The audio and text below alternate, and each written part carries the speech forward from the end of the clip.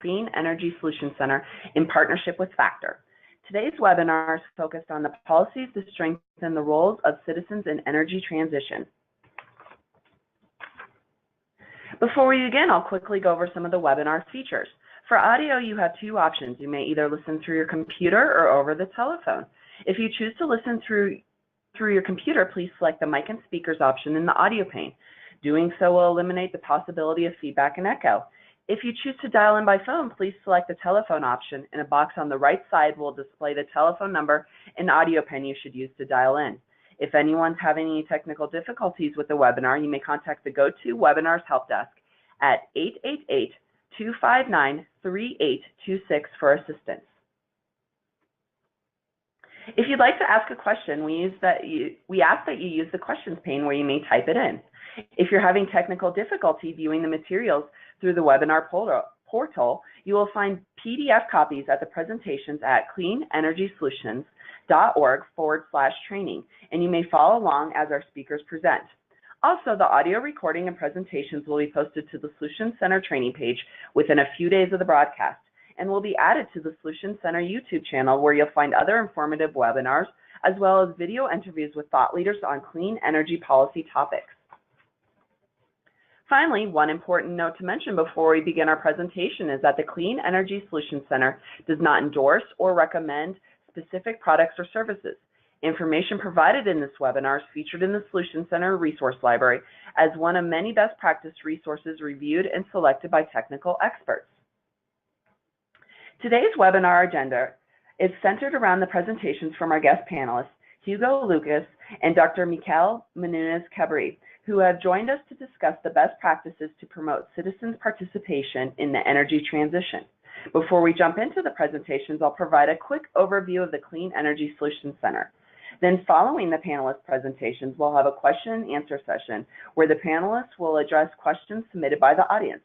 At the end of the webinar, you'll be automatically prompted to fill out a brief survey as well. So thank you in advance for taking a moment to respond. The Solutions Center was launched in 2011 under the Clean Energy Ministerial. The Clean Energy Ministerial is a high-level global forum to promote policies and programs that advance clean energy technology, to share lessons learned and best practices, and to encourage the transition to a global clean energy economy. 24 countries in the European Commission are members, contributing 90% of clean energy investment and responsibility for 75% of the global greenhouse gas emissions.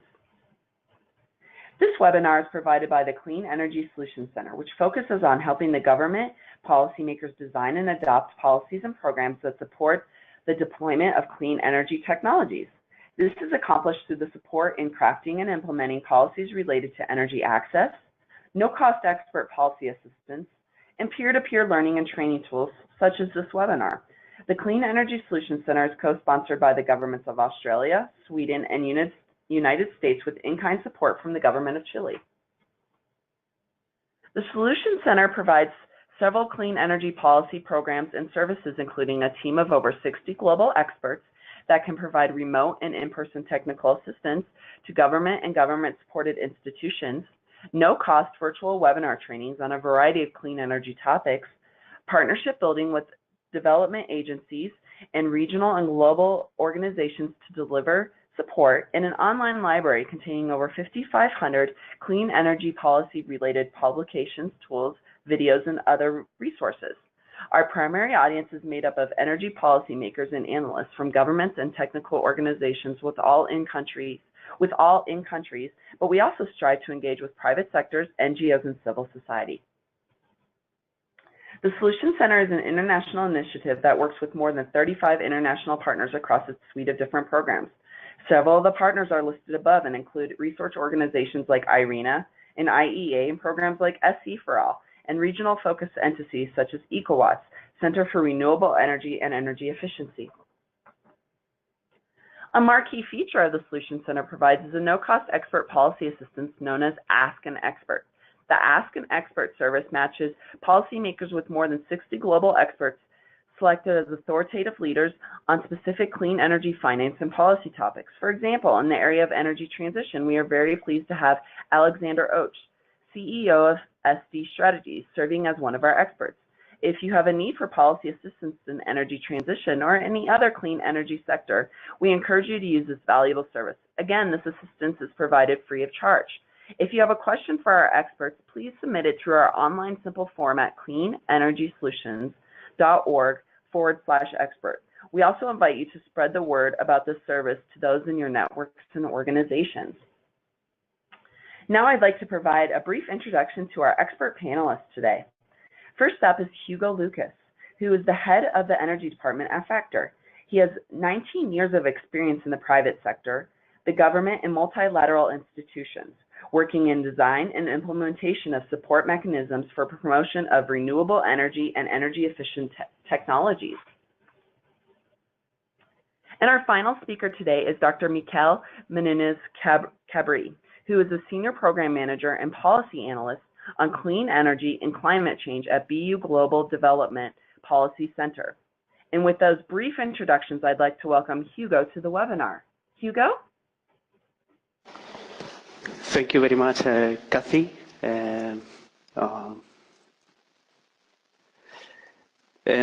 Good morning or good afternoon to all the audience. I would like also to thank you, National Renewable Energy Laboratory and the Clean Energy Solutions Center, for the opportunity that gave to Mikkel and myself to present part of the work that we are jointly conducting recently on what I do believe is a topic that is evolving very fast, which is the role of citizens in the energy transition. Kathy, you did a very kind introduction of us. Nevertheless, I would like to say a few words of Factor. Factor is a consulting firm specialized in the energy transition and climate change. It's multinational, and the headquarters are in Spain, and myself am responsible for the office in Berlin. And my colleague Mikkel is a researcher and senior researcher in the Global Economic Governance Initiative in Boston University. And we have more than 14 years researching and working together on energy transition and renewable energy policy issues. And so, Mikkel, I think I will give you the floor for this first part of our presentation. Thank you. Thank you, Hugo. And thank you, Katie. And also thank you to all the participants for coming and sharing this time with us. I know your time is valuable, and I hope you will get something useful from us to take forward. So today we're addressing citizens' participation in the energy transition. And the first question is, what is citizens' participation? What is meant? Because it definitely has different meanings for different people and different interpretations of both citizen and participation. What we have done for this webinar is we have identified 10 roles that we are going to explore, 10 potential roles for citizen participation in the energy transition. We loosely characterize these roles as either reactive or proactive. Next slide, please.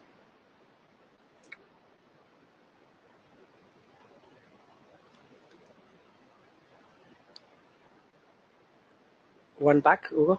So we identify these roles as reactive or proactive. This is an identification we make for the purposes of this webinar, and for understanding these roles could be identified in different ways as well.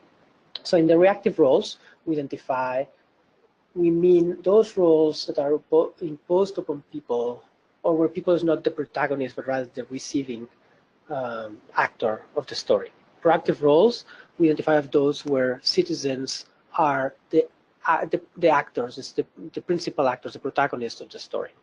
So next slide, please. We'll start with the reactive roles. We are going to present 5 different roles for citizen participation in the energy transition. The first one is NIMBY, not in my backyard. The second one is public consultation. The third one is benefit sharing. Then we go into job creation and labor. And lastly, for the reactive roles, into human rights. So we'll start with NIMBY. NIMBY is an acronym that stands for Not in My Backyard. It's very well known. It's basically, it's an issue of social acceptance. People want infrastructure. People want the benefits of having infrastructure. They just don't want it affecting them personally, not in their backyard. NIMBY usually reflects legitimate concerns, and NIMBY can be addressed in general through good practice. and the acceptance is a concept that evolves over time. It has been shown with renewable energy that initial opposition to renewables, when addressed with good practices, which we're going to describe two of them next, including consultation and benefit sharing, regularly leads towards acceptance of the projects. And this acceptance evolves over time as experience, as cumulative experience in our projects, as well as in the particular location evolves. A different concept, though, is banana, which has been one, it's like a funky running, but it built absolutely nothing anywhere near anything. This has been seen in many, not only renewables, but it's basically opposition, fundamental opposition to anything developing. And this is in general, more radical and more minority opposition to projects. We contend that while NIMBY should be addressed through good practice, and NIMBY is something that can be solved and should be solved because many of the concerns are legitimate concerns, banana, on the other hand, tends to reflect more fringe, more radical opposition, and in many cases, where possible, not ignoring, but those concerns are not as legitimate to be considered. Next slide, please. So, public consultation was the first means of addressing opposition, also of gaining support for the projects. Public consultation is informed by the free and prior informed consent procedures developed for other processes. Originally, the first consultations basically was the developer comes to the community, makes a PowerPoint presentation or slides, and that was a consultation. This was in the initial days. It was demonstrated not to work in gaining social acceptance. This has evolved a lot. Today, public consultation is, in most jurisdictions, is a regulated process, regulated through national legislation. Most large energy projects are regulated, how they have to conduct the public consultation and what the requirements are. It's not necessarily the case for smaller projects. There's a few basic items that are or should be included in public consultations. One of them is representation. When you have public consultation with the local communities, who represents the community? Who can make a decision for the community? Who should be invited? And this is particularly relevant in places where there is informal tenure of land, informal uses, non-regulated or time partial uses, or lax rule of law. The issue of representation becomes very crucial. Linked to this is the issues of procedures and processes, and how is the decision-making process, what is the timeline, how it happens, what are the steps. And it is important here to note that the public consultation should be done as early as possible in the process, in the design process, preferably in the pre-project design. Because once the project has been designed and is ready to implement, it's too late to do a meaningful public consultation. It would be a rubber stamping, not a consultation, not informing the development of the project, not addressing the concerns of the community. One next point that I have is the timeframes. This is particularly relevant here because the timeframes for developing community consensus and community acceptance are very different than the timeframes for developing projects. And communities need their time for understanding and for deliberation and for decision making. And usually this is one of the weak points of public consultation, is that the time frames are limited, are not appropriate to the time frames required by the different communities and the different stakeholders to participate meaningfully in the process. That's why we also advocate for a strong flexibility about the process. Next slide, please. Next to public consultation, benefit sharing has been demonstrated to be one of the main mechanisms for public acceptance and for community acceptance and for community participation in the projects. By benefit sharing, it is important that we do not mean paying for services or paying compensation for damages. After this has been netted of the benefit of the project, sharing a part with the community is what we mean. This can be done in many different ways. It's very context specific to the local circumstances. And here we have a few examples. what can it include. But again, it's very local, and the same applies before with the consultation process, the community consultation. It has to be tailored to the local context. Very, very important. There is no cookie cutter. There is no one size fits all. All these processes have to be tailored to the local context and to the national circumstances. So some of the benefit sharing mechanisms include, for instance, one of the basic ones, and I'm not going to go in the order of the bullet points here, is providing of services to the community and providing of infrastructure. So the services, they can be providing, for instance, free electricity, like it happens in Switzerland with the hydropowers companies, or it can happen, some of the money from some of the benefits from the project can be derived toward developing local infrastructure projects, be it schools, hospital, roads. It doesn't matter what it is, but it's local infrastructure projects benefiting the local community.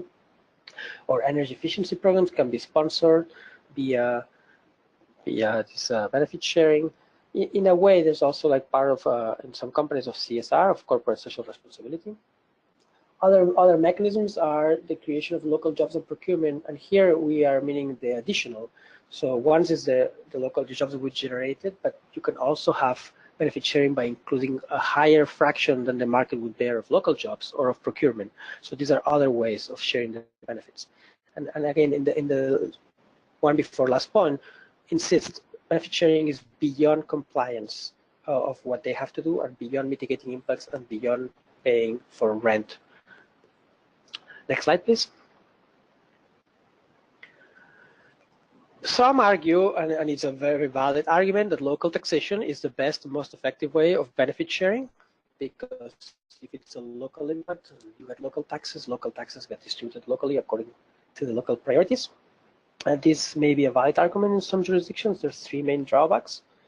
The one big drawback is that because local taxation goes to the general budget and then it gets distributed according to local priorities, in many cases there exists a disconnect, not in all, but in many, a disconnect between the communities that bear the impact of the project or the adverse consequences and the communities that benefit from the investments generated by this extra tax revenue. This is particularly relevant in large municipalities where there is marginal communities that receive the impact. Additionally, local taxation is largely contingent on the national circumstances, and in many regulatory frameworks is not allowed or is severely hindered, constrained. So it may or it may not be a possibility. Actually, some countries have laws exempting renewable energy projects from local taxation. Finally, local taxation reduces the competitiveness of a particular location, which from a purely economic point of view may or may not be positive or negative, but if the next location next to you is going to get the project and you're going to get the impacts anyways, then you end up being worse off. Next slide, please. Other means for benefit sharing are policy mandates. These are generally included as part of the renewable energy support schemes. That's what we have found so far, but you can have mandates. For instance, we have a case in Ecuador. They used to have a feed-in tariff, which is no longer in place. So the renewable energy projects who were benefiting from this feed-in tariff had the mandate to contribute an amount per kilowatt hour to social, community, and development projects. In El Salvador, we had an auction of in 2014 of 100 megawatt, and the projects that were awarded this auction were required to invest 3% of the revenue in social projects. Here, an interesting aspect that we want to highlight is who decides where the investment goes, who decides what project get invested upon. And this is also, every country is different, every circumstances are different. In these two particular cases, in the first case, the developers could decide how and where to invest their social mandate, the social community development project mandate, while in El Salvador, the 3% of revenue went to a government-controlled fund, a development fund that then decided how to. So it was the public sector deciding how to invest these funds. This becomes important because the decision-making of how the funds get invested is a very important aspect to take into consideration. Next, please. Another case of policy mandates was in Australia.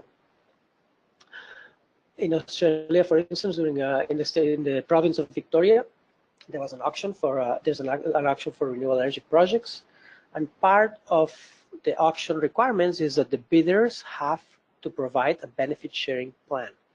And the quality of the benefit sharing plan, according to the points that are in the slide, will be used to rank, as among other indicators, to rank them and to award the contracts. So in this case, the benefit sharing is not mandated specifically, but it's mandated to have one, and it's up to developers to come up with a good scheme that then they will be ranked on.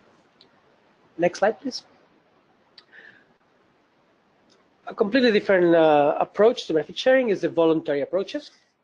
Voluntary approaches can be done through philanthropy, through foundations, through dedicated funds, through donating to funds controlled by the company or by the government or by a third party, or through employee-driven or employee-operated programs. There's really many ways of sharing in a voluntary way.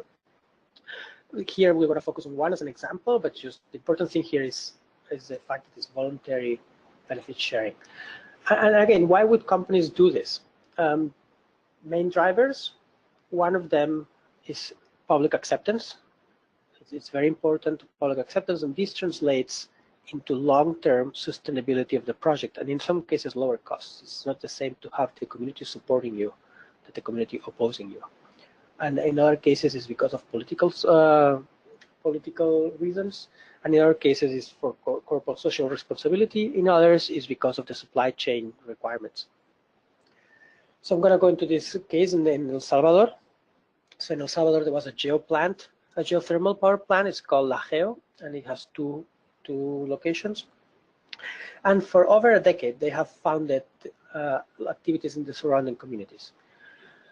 This was initiated as an employee-driven program where the local employees decided they wanted to help the communities and started working on that, and eventually derived into the geothermal power plant, creating a fund where they contribute part of their benefits and they invest them in the neighboring communities. So there's 7 communities encompassing nearly 15,000 inhabitants. And what the reason we selected this example is because here we have a good case study, a success story, or a best practice of decision making. In this case, the local communities, every year, they present projects that they want funded. Each year, the communities also, through an assembly process, elect representatives. And these representatives from the communities, they get together with the foundation and the geothermal power plant, and together they vote and they decide which proposals get implemented. So the communities themselves are ranking their own proposals to decide which ones get implemented. In addition, this power plant, next slide please, this geo case, they have a very strong role for gender, so they do incorporate and ensure that women are among the decision makers. So that's an extra good practice. And then so far they have funded projects on training and education, school, on health and environment, a health facility, productive development, some greenhouses, and basically basic infrastructure. Next slide is on, I'm going to pass to Hugo, who is going to explain about renewables and jobs. Thank you very much, Mikkel. One of the main drivers behind renewable energy deployment policies is job creation. Since 2014, we have the International Renewable Energy Agency monitoring job creation in the renewable energy sector every year. We can see here how at the end of 2016, almost 10 million people were employed directly or indirectly in the renewable energy sector. And these figures, they have grown steadily the last years thanks to more countries putting deployment policies in place. There also, we have seen also how the jobs are moving geographically. In the beginning, jobs were concentrated in Europe, Germany, Denmark, Spain, and Brazil. Brazil has always been a leader in renewable energy employment. because most of the employment is happening in the biomass sector, and the biomass, and particularly liquid biofuels for transport, is very strong in Brazil. But besides Brazil, we have seen in the latest year how employment was moving from developed industrialized countries like European countries to developing countries like China or India. And we have seen how the same, the agency is also developing scenarios for 2030, in this case to meet the 2030 goals of doubling renewables, and then only in wind employment can be multiplied by 3 in 15 years, from 1 million jobs in 2015 to 3.5 million jobs in 2030. It's similar the case in the scenarios for solar technologies, PV and concentrated solar power, and we see how these scenarios are making the case for renewable energy deployment thanks to the employment. But I think that better than the figures itself, scenarios, a million people, I think it's important to talk a little bit how is this employment. I think the first thing that I would like to highlight is the myth that the employment is created in manufacturing. There is a tendency to design policies, deployment policies linked to industrialization through local mandatory content.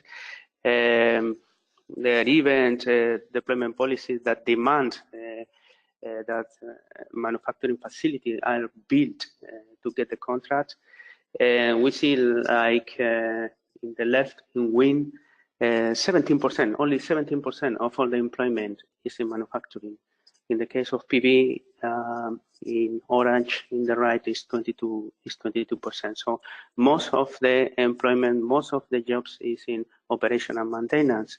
And this has a very simple reason, is the more you deploy, the more systems you have to operate and maintain. So you are always going to manufacture every year the same capacity, so the same employment in manufacturing, but you need more and more every year, an accumulative working hours in operation and maintenance. We recently conducted a study on factor also to assess employment in renewable energies, and there is also the idea that renewable energy jobs are less paid than conventional energy jobs. This is an average true, but it is not because of renewables or conventional. It is because the renewable energy companies are smaller than conventional energy companies, so salaries tend to be lower, and also because many renewable energy companies, they have the headquarters in rural areas, or many of the projects they are in rural areas. So this is these are the two main reasons why salaries in the renewable energy sector tend to be a little bit lower than in conventional. We also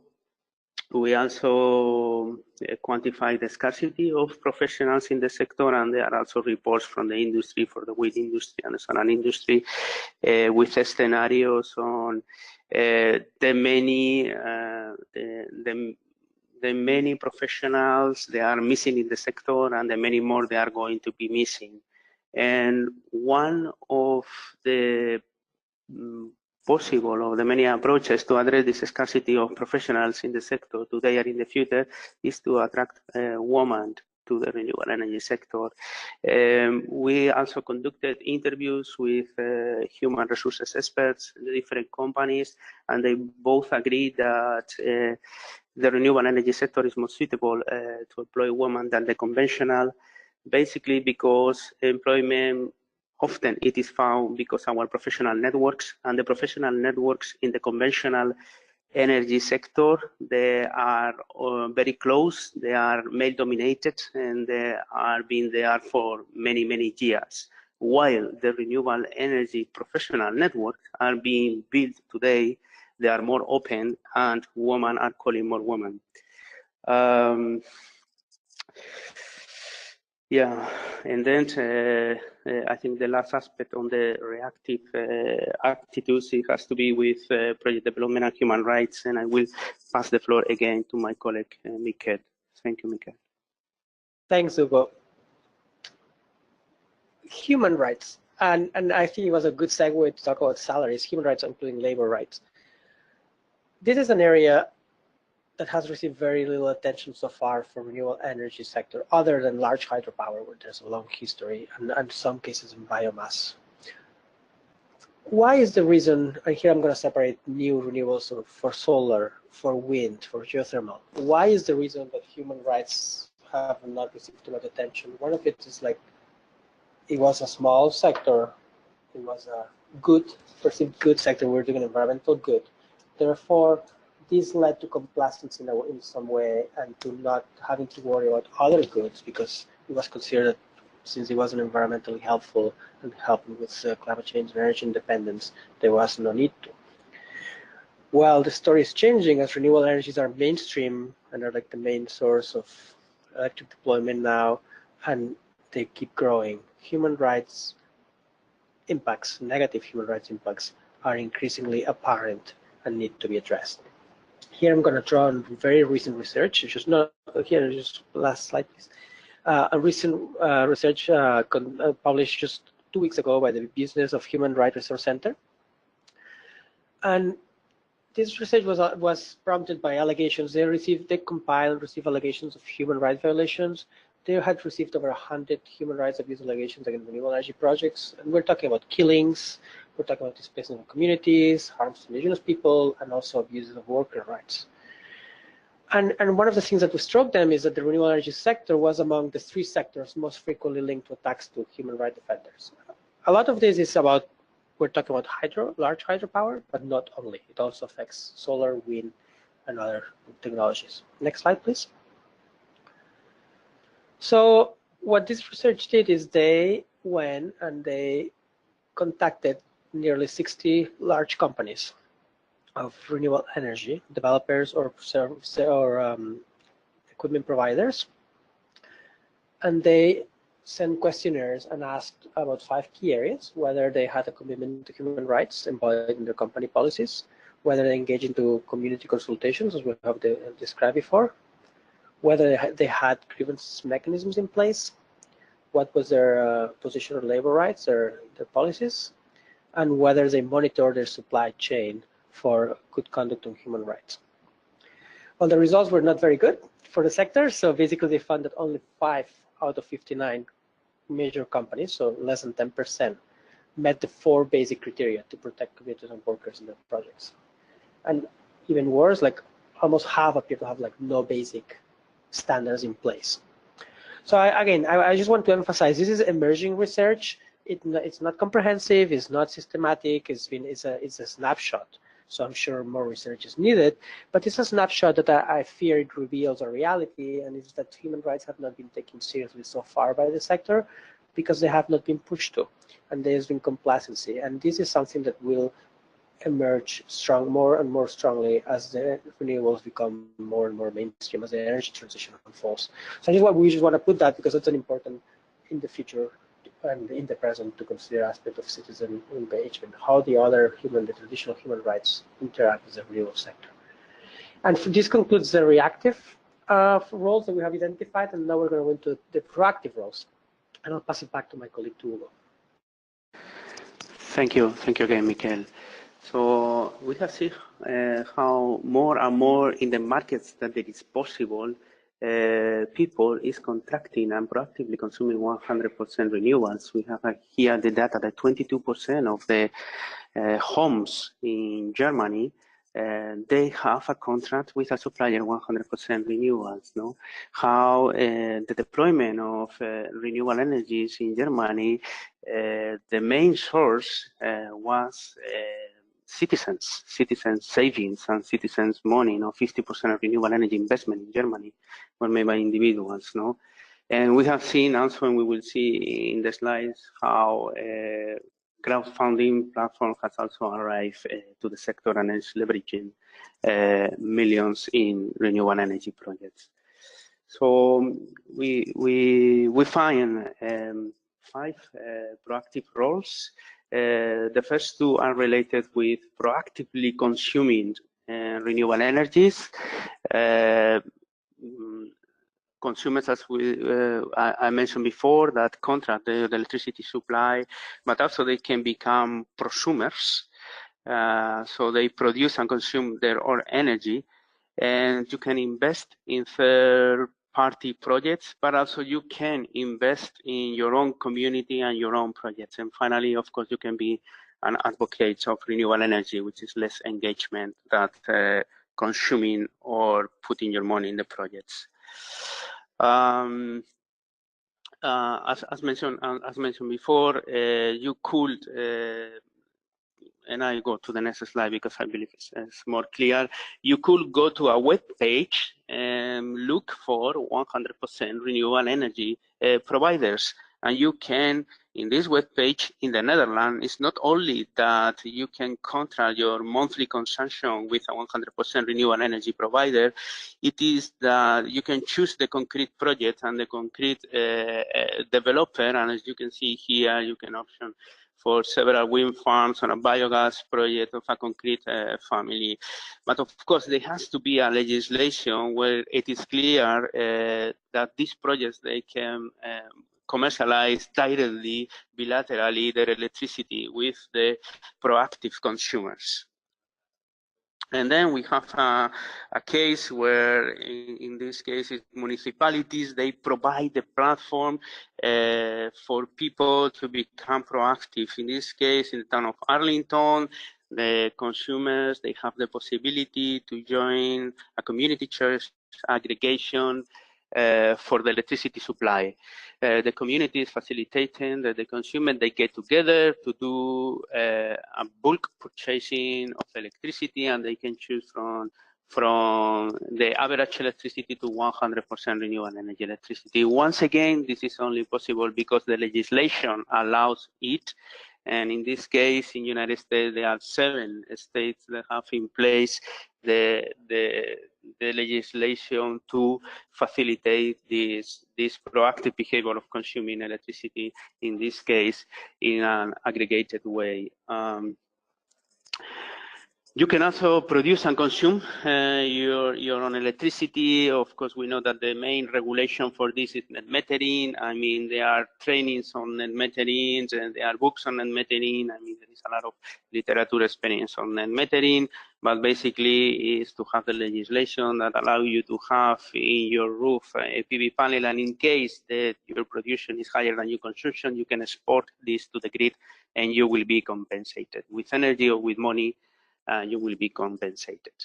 Around this, we have seen how there are more and more new business models that try to benefit and take advantage in the countries where they have the net metering scheme. And we have here a portal in Italy where basically anyone can put their roof and they will receive quotation from different PV developers and PV installers. So we put the basic information: where is the location of our house, how is our roof, how many people live there, the consumption, the electricity, the last electricity bills, and different providers. They will send quotation to install or to try to sell a solar home system. We have seen now there is more and more new business model around, once again, not only aggregation, but also peer-to-peer. Is for utilities like Lichtblick in Germany, that will have several prosumers, and they will be exchanging the electricity from one consumer to another consumer, or even they will be also maximizing or optimizing the portfolio and trying to buy electricity in the grid when it's cheap and trying to sell it with it in an aggregated mode, but also within the people in the same community trade or balance their consumptions. there is also the possibility for citizens to invest. Here we are not mentioning stocks, but it's also a possibility just to put your savings in the stocks market, and then you have the main renewable energy companies there, like Vestas or Nordex and General Electric, and so. But besides, of course, a very conventional way of putting your investment in renewable energy company, which is going to the stocks markets, then you have the possibility to directly participate in projects and invest in concrete projects. And there are two basic models that they are used the more often: the equity partnership and the subscription. In the equity partnership, basically, is an in-kind contribution from the participant, from the citizen or the community. Basically, they more often provide the land, and instead of getting paid for renting the land, they are part of the equity of the project, and they will have also, they will participate in the management of the project, in the decision of the project, and they will participate in the benefits or the losses of the project. While a more financial approach is the subscription model, in which part of the equity simply is open for small investors. And here, one of the best examples is the public utility in Uruguay, UTE, has promoted 3 wind farms, and 80% of the equity of this wind farm was open for small investors that could invest from $100 to $2,000. And in the 3 cases, they have oversubscription of the wind farms. There were a lot more people willing to put money than the equity that was offered. There is one criticism to the subscription model. That is that, of course, only wealthy people, people that can invest, and communities that can invest in this project will be able to benefit. Another model, and we have here the solar city model, where basically the solar company is asking for savings, and then promise a return, and then with this money is putting solar rooftops and is paying back to their investors with the incomes they make by selling electricity in rooftops. And as I mentioned before, I mean, there is a growing market in the crowdfunding platforms. One of the things that is more attractive about the crowdfunding platform is that they are faster in making the decision and in providing the investment than if you go through the conventional financial channels. And we can see how they have proliferated in the main market, and how they have leveraged millions and billions in the last year, and also not only on solar and wind, but also biomass project, biomass and biogas project. One of the latest trends now is the community-driven projects. And only last January, in the 8th Assembly of the International Renewable Energy Agency, there was a meeting where a document was presented trying to provide a definition of what a community-driven project is. And for them, for the Coalition for Action of the International Renewable Energy Agency, a community project has to have 2 of the same following features. So local stakeholders on the majority of all of the renewable energy projects. The voting control rests with the community-based organization, or the majority of social and economic benefits are distributed locally. So this is, hopefully this will be then the definition accepted for community-driven projects. And so here, I mean, it's just a contract, a simple contract of a community-driven project in Barcelona, in Spain, with basically you agree that the community, normally a cooperative, will manage the project, and you provide a small participation with money. There is already extensive literature about the benefits of community-driven projects. There are reports in Scotland that are quantifying the impact, and they quantify in 10 times the economic benefits for local communities higher when the project is a community-driven against a project from international project developer. Of course, as mentioned also by Mikkel, all these kind of benefit sharing instrument and proactive tools on the energy transition increase social acceptance, increase also the economic resilience of the community. Of course, they're going to have a new source of income. They tend to strengthen a common identity in the community. Of course, when the community is also involved in the decision, increase transparency.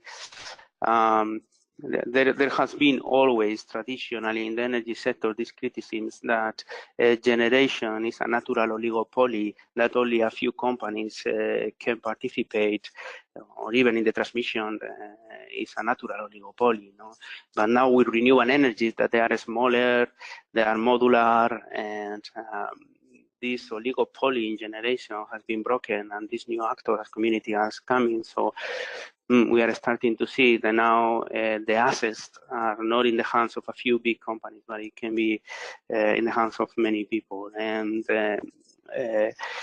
this we recently worked, Mikkel and I, for the Renewable Energy Network, REN 21, and also we were trying to see the impact in indigenous people, because particularly for Latin America, it is important, and it's clear that, like many other business, but in this case attached to the local resources, energy resources, it could be a way to increase socioeconomic benefits in indigenous people.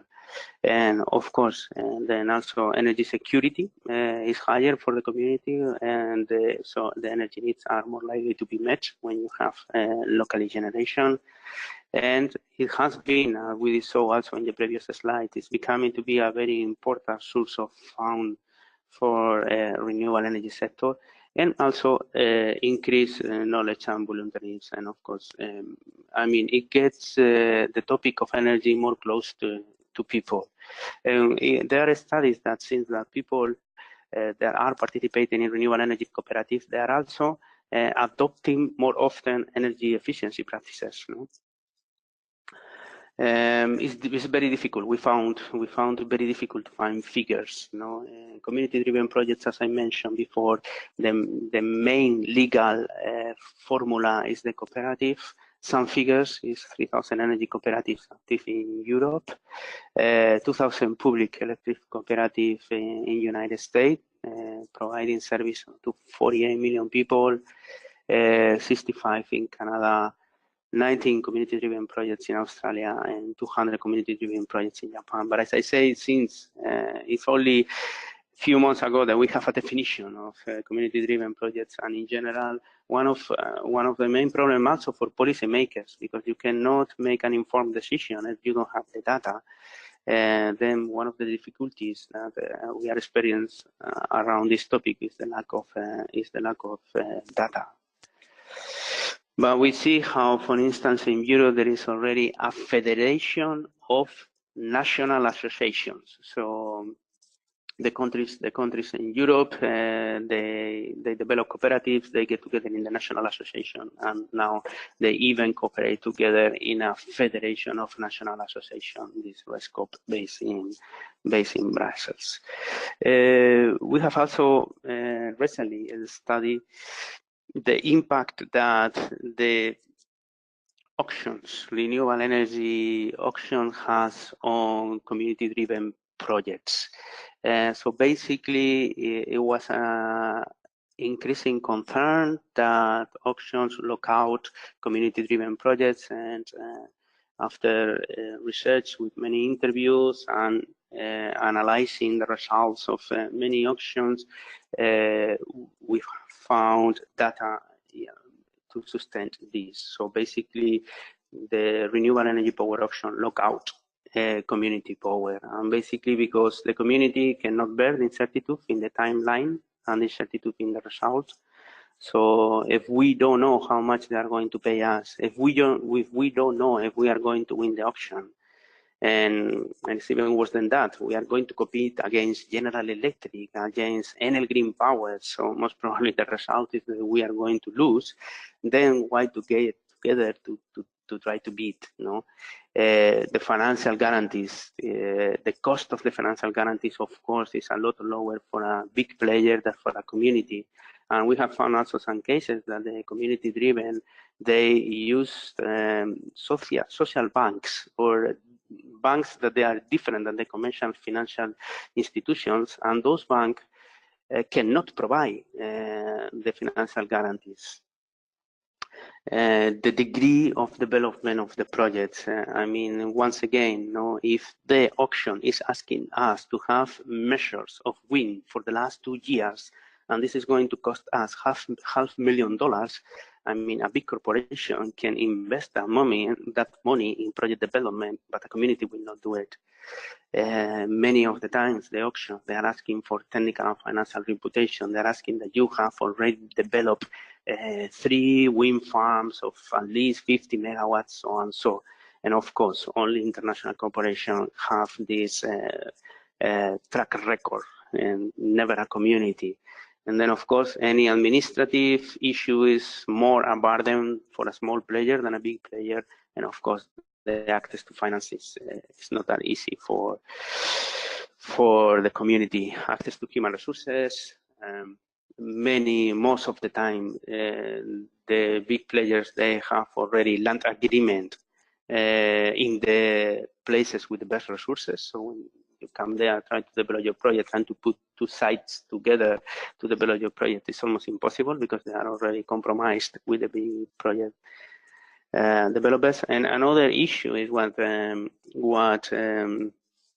Mikkel mentioned, no? Governments, they don't like to put in their auction mandatory benefit sharing, because at the end it's a trade-off with the final price of the electricity. At the end, auctions are designed to have the cheapest electricity, and to have a benefit sharing plan as a mandatory document to bid in an auction, it seems like another burden that will increase the final price of electricity. So basically, what do we propose, or what are the recommendations to support citizens in the energy transition, and particularly community-driven projects? I mean, there are several cases in Scotland, in Australia, where they have put a specific target for community power projects. And then what we propose is that these projects should not get a contract participating in the auction, but afterwards they should get a feed-in tariff, power purchase agreement based in a feed-in tariff that we agree has to be linked to the auction. I mean, it has to be the price of the auction plus something. But finally, what is also more important, you have to have an agency, an institution, that we can call Community Power Authority, where these projects can get support. They can see how the administrative procedure is easier for them. They may have the financial guarantee from the Community Power Authority. The Community Power Authority may promote aggregation, so different projects will make one single purchase of wind machines, so cheaper. So there are many possibilities and instruments where this Community Power Authority could help to realize these community-driven projects. And finally, of course, I mean, citizens are becoming more and more advocates of renewable energies. But again, this attitude has to be supported and promoted. An institutional agency could be also, once again, the vehicle to raise awareness and education. We know that the awareness raising, they have an impact in the short term, 6 months, but education is the one that will have the impact in the long term, and will completely be the fundamental for citizens to participate in energy transition. I think this is from our side everything that we wanted to share today. So thank you very much for listening, and any question is welcome. Wonderful. Thank you to each of the panelists for the outstanding presentations. As we shift to the Q&A, I would like to remind our attendees to please submit the questions using the question pane at any time. We will also keep up several links on the screen throughout for a quick reference that point to where you'll find information on other upcoming and previously held webinars and how to take advantage of the Ask an Expert program. We've had some great questions so far, and I'd like to start, and I'll address each of the panelists, but please feel free to jump in as well. Starting with Mikkel, at the start of your presentation, you mentioned the status of NIMBY and banana. What is the status of NIMBY and banana, I'm sorry, and the strategy to address those? Thanks, Katie. Thanks for the question. What is the status? So NIMBY, whenever there's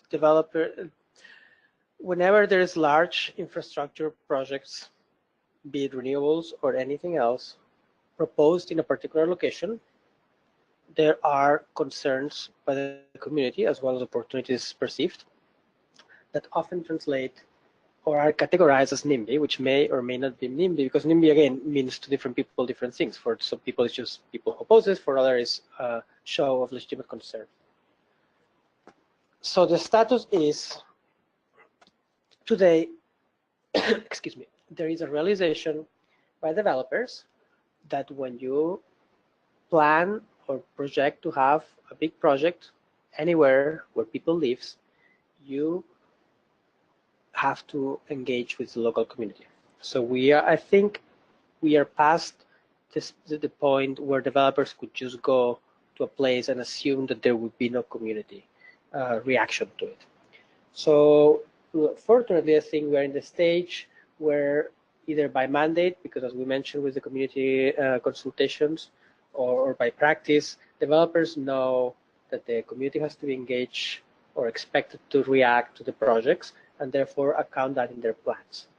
Unfortunately, in some places, the developers know that they can step over the community if there's not the right protections in place, and they still do, and that's something that should be avoided and should be denounced when it happens. But I think in most cases, we are past where renewables was 10 or 15 years ago, with the bats, the flickering of the wind turbines, and all those things that we heard in the media, because we have evolved past that, and now the communities are either engaged or taken into consideration when developing the projects. So I think the issue has evolved, and while it's still there, now it's considered normal that community should be engaged, and therefore that problem in particular has been mitigated, or it is known how to mitigate it when it arises.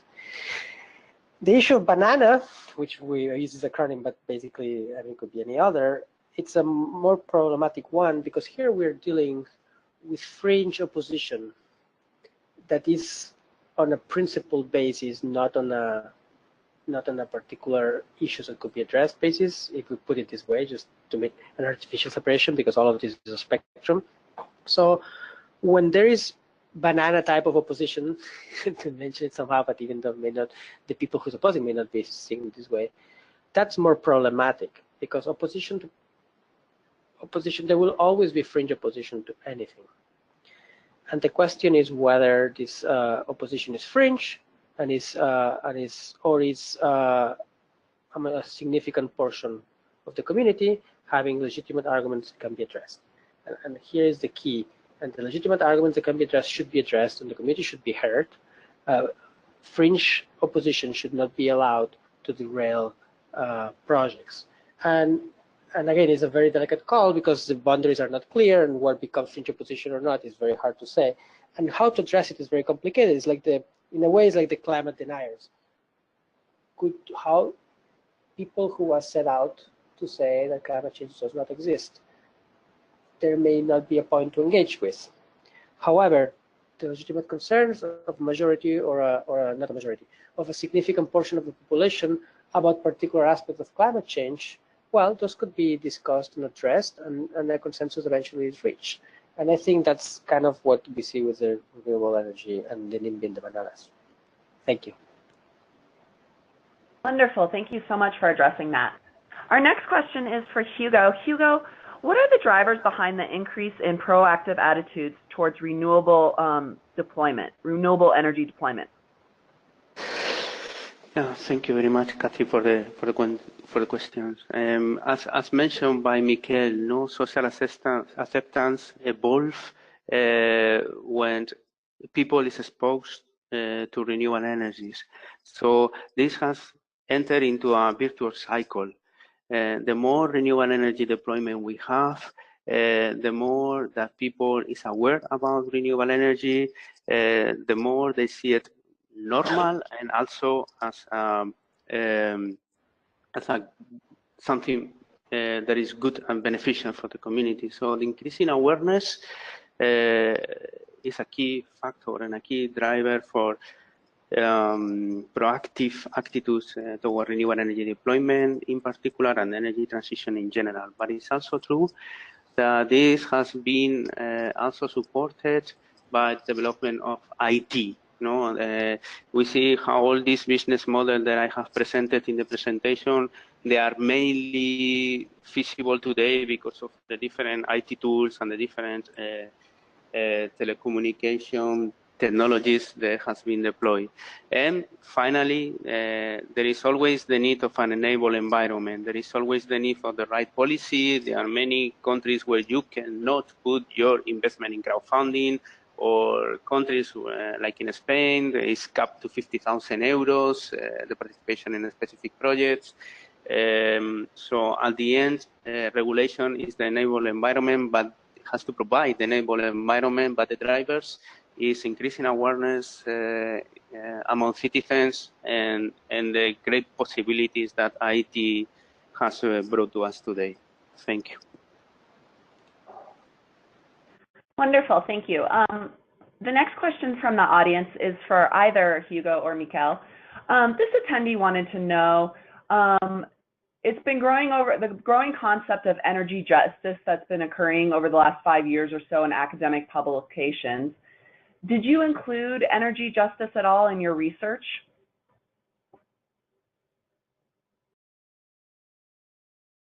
Maybe I'll start with this one. Justice is a very loaded term, so there is and thank you the participant for this question, which I think is very important. In my particular research, energy justice as such has not been included. I am very aware of it, though. My PhD director is one of the promoters of the Energy Justice Atlas, which you may be aware of. So it is a very interesting concept, and it links with the human rights part that I presented. So we want a transition, we want an energy transition, we want a just transition. And those are two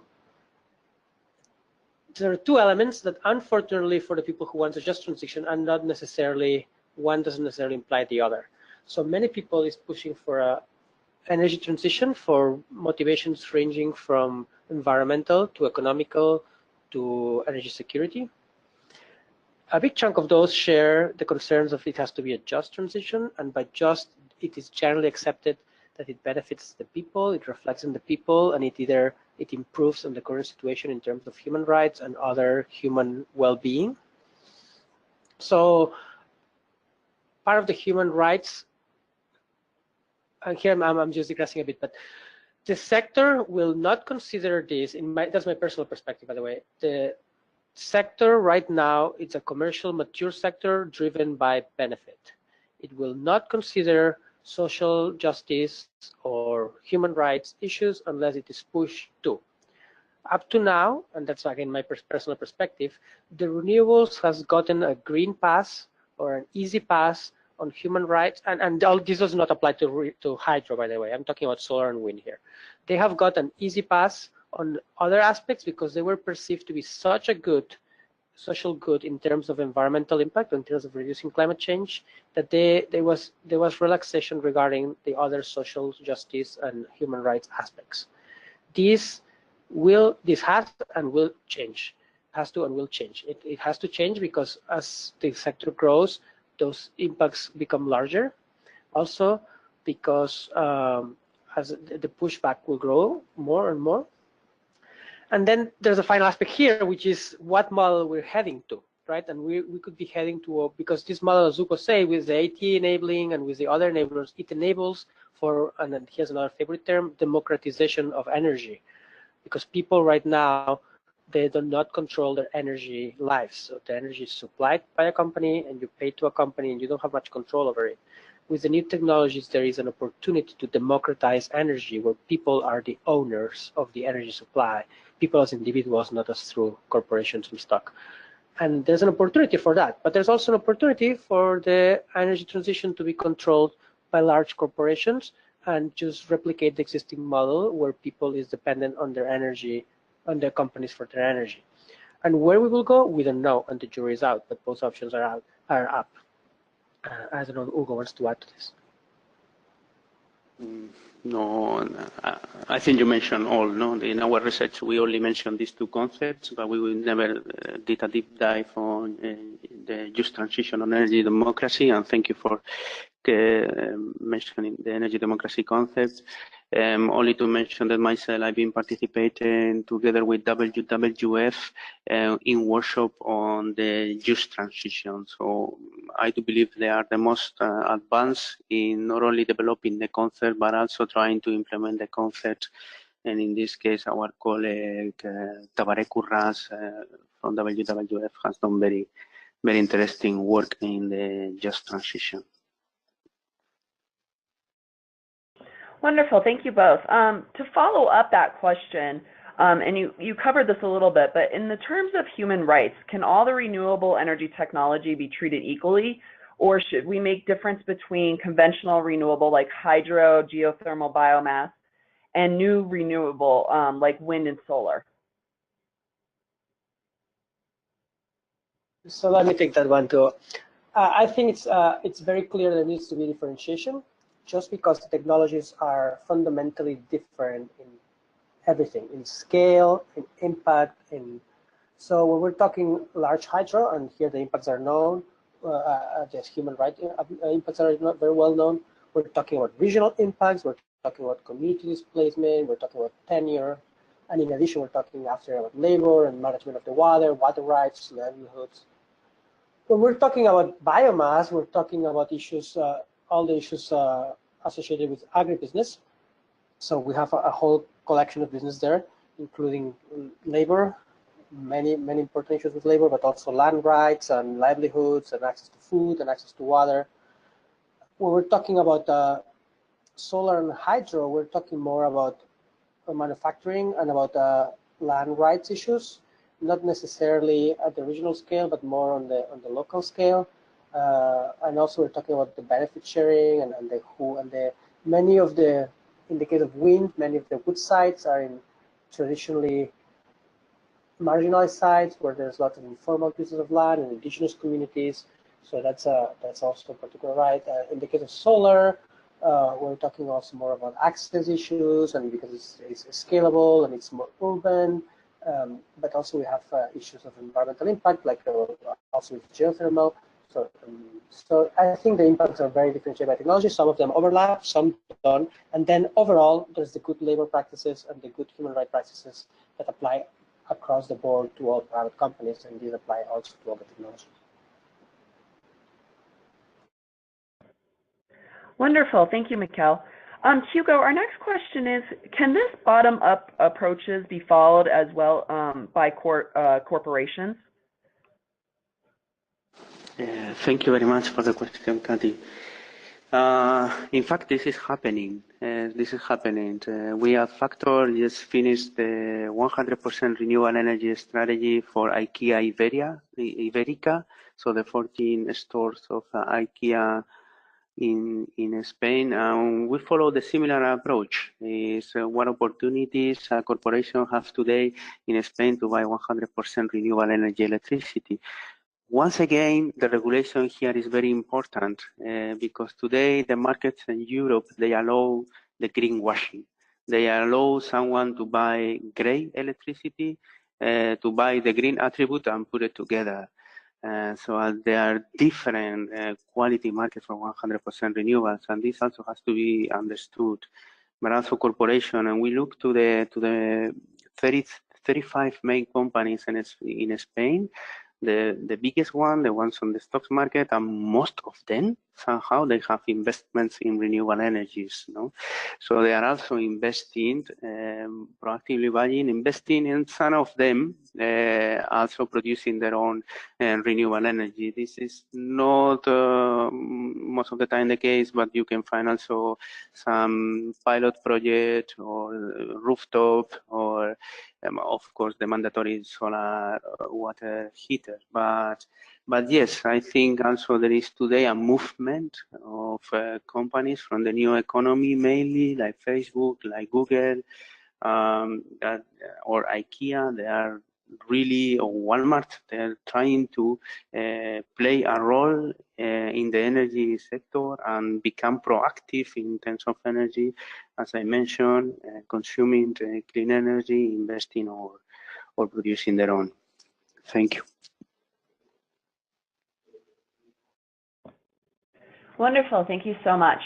Our next question from the audience is, based on your research that you've done, what is your best advice, or how do you approach policymakers to build policies based on it? And the second part is, how do you also encourage consumers to become prosumers or invest in energy efficiency technology?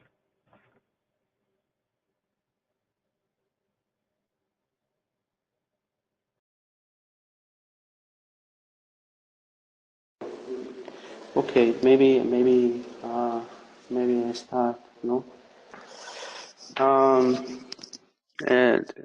I think both for policymakers or for the citizens. At the end, the first step is the awareness. No, we have participated, as I say, also from WWF or World Economic Forum, doing awareness with parliamentarians. International Renewable Energy Agency and the Coalition for Action doing awareness for parliamentarians, and just bringing to them these new topics and trying in a very neutral way to show them the data, to show the benefits, and to show what could be the enabling policies. No, but at the end, politicians, they are citizens like all of us, and why they should have more knowledge on energy often is not the case. So. The first vehicle, of course, it has to be to raise awareness among policymakers and citizens. And then, what was the second part of the question? Once again. Yes, Hugo. It was how do you encourage consumers to invest in the energy efficiency? Very. That's also a very interesting question, because also when we did our research, we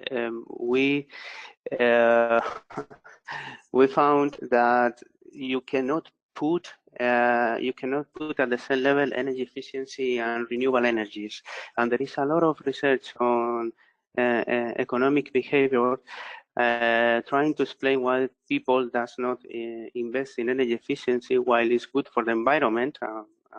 Most probably they are supportive with conserving the environment, and also good for the pocket. No, and there are many barriers. It's not only about awareness, but it's also access to technologies, about access to the initial finance, and so on. But in the case of renewable energy, it is different. It is different. Prosumers. Let's say that they are less lazy, or the people is less lazy to invest in something that they see, they can touch, they can manage, and they believe they own to them. Like if a PV solar rooftop, then trying to do an isolation measure, that is to put something in the wall that at the end you really don't realize. No, but it is very interesting how this proactive behavior. There is an increasing trend among citizens for becoming prosumers, but on the other hand, it's taking a lot more time and is becoming more difficult, and it has to be through legislation that at the end we advance in energy efficiency. We have to mandate on technical building codes, but it's because if you let this to citizens to do it voluntarily, this investment will not happen. No. while simply with, not simply, but with increasing information, increasing awareness, and exposing to people to renewable energy technology, they become proactive. Thank you. And maybe I want to add a couple things here, building on what Hugo said. So the visibility, two very pragmatical options for those of you in the audience considering to implement. The first one is why people do it. If your neighbor has it, you want it. So make it visible. That's demonstrated to work. So you can make it visible either because you see the solar panels in the roof, but you can make it visible through many other ways, including through the municipality or through the utilities. Another one from political economy, and that's here I'm going to go in the community choice aggregation example we had, is opt people in by default. So they are in unless they opt out. So this is one of the successes of the community choice aggregation programs at the municipal level. And I'll talk about the one in Arlington because this is my town, so I'll just explain it. But basically, when the program was created and the rate was negotiated, there was an agreement after all the public consultation and everything else that everyone in the municipality would be opted into the program at the default 5% extra green energy, and people could opt out if they wanted to at no cost, or they could opt up to 50% renewables or 100% renewables, also at no cost, and they were allowed to opt out at any point for no reason to any other provider. And this has been tremendously effective because most people, they just don't want the hassle. They don't care. I mean, they like the idea. They would love to participate, but don't give them the hassle. So if you make it easy for them in the way that they don't have to do anything about it, and if they don't like it or if they like it, they can take action, that is very, very powerful. So I would say opting people in by default and with an easy opt-out option, that's a very good approach. Thank you, Mikkel. Our final question for today is for Hugo. Hugo, is the 100% renewable energy supply more expensive? Thank you very much for the question, Kathy. Not necessarily. As you saw in my presentation, there are these web portals when you have many offers. Not necessarily 100% renewable energies contract has to be higher, and on top of that, usually they give you a fixed price, so at the end they prevent you from volatility. So it's not only that we at the end are going to pay the same as with a average provider supplying gray electricity. We are going to pay the same, but yeah, we are also going to promote local benefits and protect ourselves from variability in the monthly bill. No? Thank you. Thank you again to both Hugo and Miguel for that informative question and answer session. Now I'd just like to provide each of the panelists with an opportunity to provide any additional or closing remarks you'd like to make before we close the webinar today. Hugo, would you like any additional or closing remarks today? No, only to thank you once again, and thank you to the Solution Center for the opportunity, and of course, always a pleasure to work with Mikkel. Thank you. Wonderful. Thank you so much, Hugo. And Mikkel, would you have any closing remarks for today before we close the webinar? As Hugo, I want to thank everyone, and especially thank the participants who have listened to us so far and who have been engaged, and also open to any follow-up discussions and questions. And thanks to the Clean Energy Solutions Center for organizing this webinar, and I hope that it was useful for everyone. Thank you. Great, and thank you again. On behalf of the Clean Energy Solutions Center, I'd like to extend a thank you to all of our expert panelists and to our attendees for participating in today's webinar. We very much appreciate your time and hope in return that you have some valuable insights that you can take back to your ministries, departments, or organizations. We also invite you to inform your colleagues and those in your networks about the Solution Center resources and services, including no-cost policy support through our Askanexpert service. I invite you to check the Solution Center website if you'd like to view the slides and listen to the recording for today's presentations, as well as previously held webinars. Additionally, you'll find information on upcoming webinars and other training events. We are now also posting webinar recordings to the Solution Center YouTube channel. Please allow about a week for these recordings to be posted. Finally, I kindly ask you to take a moment to complete the short survey that will appear when we conclude the webinar. Please enjoy the rest of your day, and we hope to see you again at future Clean Energy Solutions Center events. This concludes our webinar.